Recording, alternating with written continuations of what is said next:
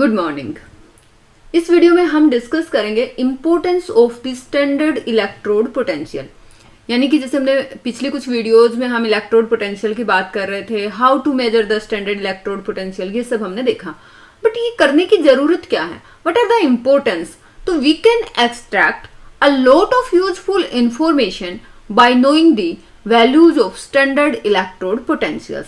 यहाँ पे ये टेबल गिवन है, टेबल 2.1।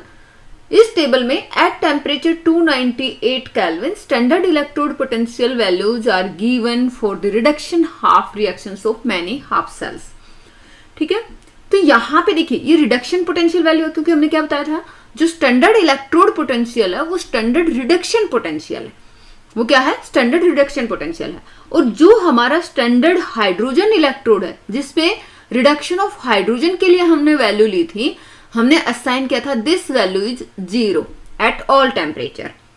तो अब जिन हाफ रिएक्शंस के लिए ये standard electrode potential value positive आती है, यानी कि जिनका रिडक्शन पोटेंशियल वैल्यू पॉजिटिव आता है, इट मींस ये जो रिएक्शंस हैं वो इजीली रिड्यूस हो जाएंगे।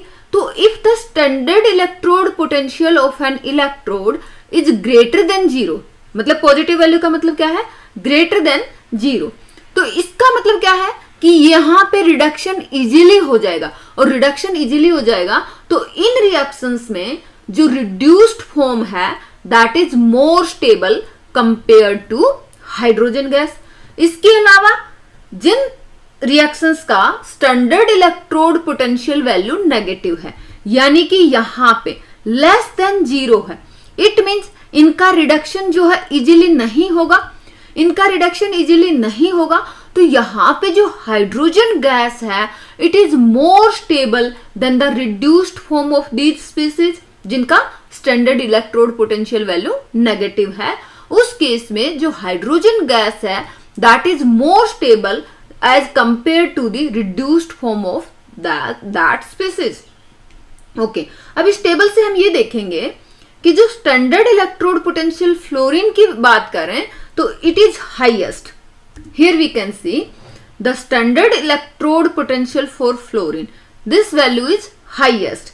और लिथियम के लिए हम देखेंगे तो लिथियम के लिए क्योंकि -3.05 है तो दिस वैल्यू इज लोवेस्ट। तो फ्लोरीन का रिडक्शन पोटेंशियल हाई है, it means fluorine easily reduce हो जाएगा। फ्लोरीन जो है इजीली इलेक्ट्रॉन गेन कर लेगा, तो फ्लोरीन गैस जो है इलेक्ट्रॉन को गेन करके फ्लोराइड आयंस में कन्वर्ट हो जाती है। और व्हाट वी कैन से कि as the standard electrode potential for fluorine is the highest, तो it indicates that fluorine gas has the maximum tendency to get reduced to fluoride ion. तो अब क्या कह सकते हैं कि जो फ्लोरीन गैस है वो स्ट्रॉन्गेस्ट ऑक्सीडाइजिंग एजेंट है। अब ऑक्सीडाइजिंग एजेंट कौन से होते हैं? जो हेल्प करते हैं ऑक्सीडेशन में। तो खुद क्या हो रहे हैं? खुद रिड्यूस हो रहे हैं और दूसरी स्पीसीज के ऑक्सीडेशन में हेल्प करते हैं।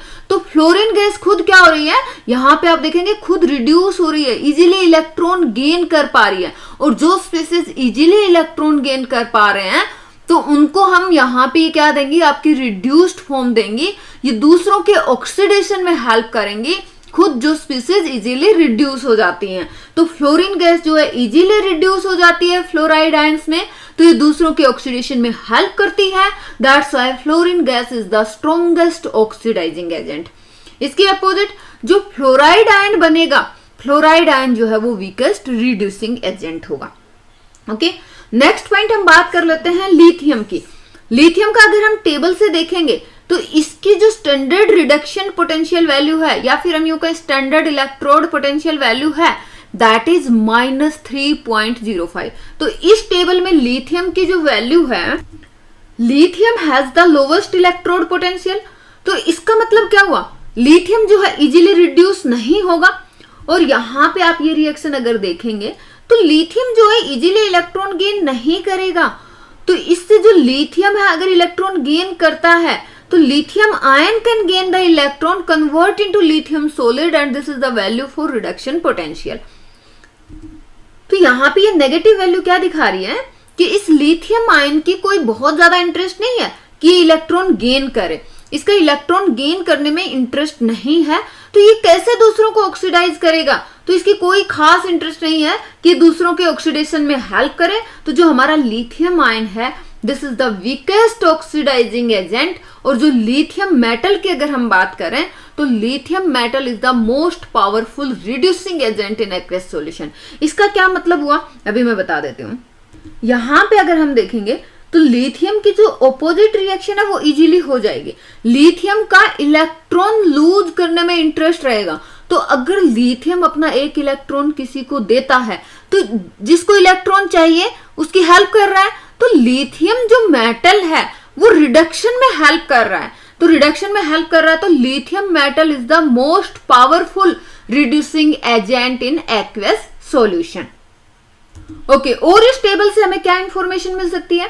इस टेबल में अगर आप देखोगे, as we move from top to bottom, जो इलेक्ट्रोड पोटेंशियल वैल्यू है that is decreases. Electrode potential value देखिए यहाँ पे पॉजिटिव, फिर जीरो, और जीरो के नीचे अगर हम जाएंगे तो नेगेटिव। तो as we go from top to bottom, standard electrode potential value decreases. और विद दिस यहाँ पे जो हम ये जो रिएक्शंस दिखाई हैं, इन रिएक्शंस में एक तो आपके पास लेफ्ट हैंड साइड स्पीसीज है और दूसरी आपके पास राइट हैंड साइड स्पीसीज है। तो जो आपके लेफ्ट हैंड साइड स्पीसीज हैं, as we move top to bottom, reduction potential value decreases, और साथ में ही जो लेफ्ट हैंड साइड में जो स्पीसीज हैं उनकी ऑक्सीडाइजिंग पावर वैल्यू डिक्रीज होगी। अब ऐसा क्यों होगा, थोड़ा सा समझिए। देखो, जैसे हमने फ्लोरीन के केस में बताया था, फ्लोरीन की हाईएस्ट टेंडेंसी है इलेक्ट्रॉन गेन करने की। तो ये क्या करेगा, दूसरों के ऑक्सीडेशन में हेल्प करेगा खुद इलेक्ट्रॉन लेके, ठीक है। तो ये एक स्ट्रॉन्ग ऑक्सीडाइजिंग एजेंट हुआ, क्यों, दूसरों के ऑक्सीडेशन में हेल्प किया। अब जैसे जैसे हम नीचे की तरफ जा रहे हैं, टॉप टू बॉटम जा रहे हैं, तो हमने क्या देखा, रिडक्शन पोटेंशियल वैल्यू डिक्रीज हो रही है। तो ये जो हमारी लेफ्ट हैंड साइड में जो स्पीसीज हैं, ये इतना इजीली इलेक्ट्रॉन अब्जॉर्ब नहीं कर रहे हैं, इतना इजीली इलेक्ट्रॉन गेन नहीं कर रहे हैं। और इलेक्ट्रॉन इजीली गेन नहीं करेंगे तो दूसरों के ऑक्सीडेशन में हेल्प नहीं करेंगे। तो ये जो है, इनकी जो ऑक्सीडाइजिंग पावर है वो डिक्रीज होती जाएगी।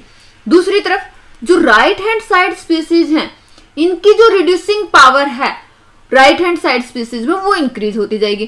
कैसे, जैसे हमने बताया था कि लिथियम का रिड्यूसिंग पावर क्या, रिड्यूसिंग पावर मतलब जो इलेक्ट्रॉन गेन करने में हेल्प करे।